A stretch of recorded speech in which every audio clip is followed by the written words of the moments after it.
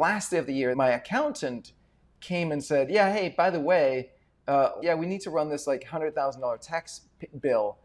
And I was like, you need to warn me about that kind of stuff a little bit ahead of time, right? I have a cash flow projection and this was not in it. And like, that's not okay.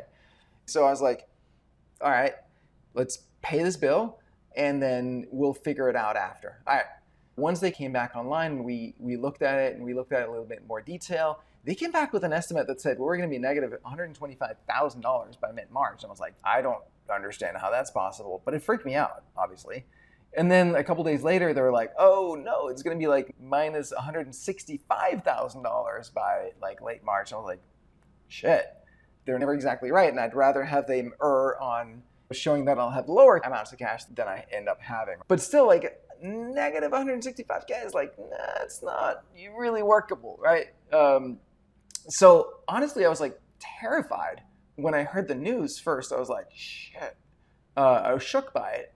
And this triggered something deep in me that was more than just about the cash flow situation. You know, how do we address this? This is a problem to be dealt with, to be solved, right? It's not something to panic over.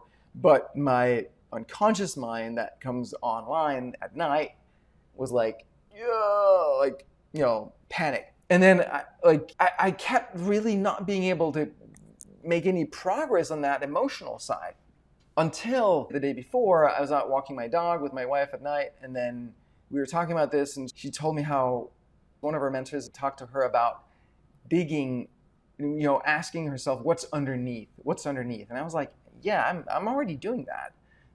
But it still kind of sat with me. So the next morning when I woke up, I was like, okay, all right, let me ask that question. What's underneath? What's underneath? What's underneath? And suddenly it was like broke through a layer of that emotion into feelings of grief, like deep, deep grief. And then like rage. I was like, whoa, that was interesting. Like, where did that come from? It was like, all right, stay with it. All right, cool. This is good. All right, keep going. What's underneath? What's underneath this?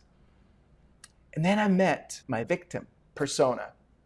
The victim is that part of us that's like, oh, it's someone else's fault. Like, you're to blame. This is to blame. Oh, it's like, I can't.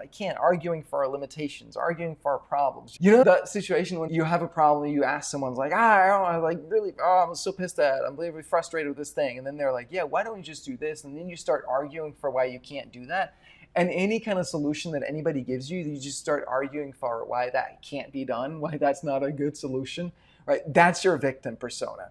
So I met that guy again, but it was like a new version of him. It was like much more clear and tangible.